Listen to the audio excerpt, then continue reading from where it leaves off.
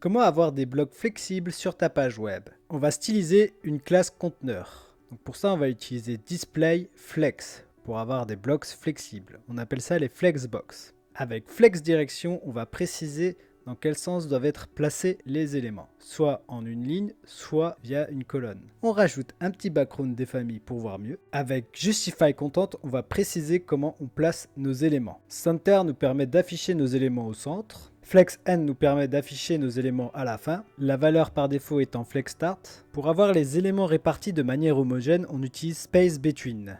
Maintenant, on va voir ce que ça donne avec la direction column. On voit que le résultat est similaire à ce qu'on avait au début.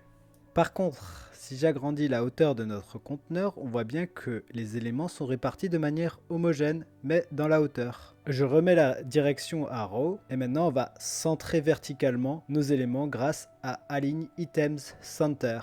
Vous savez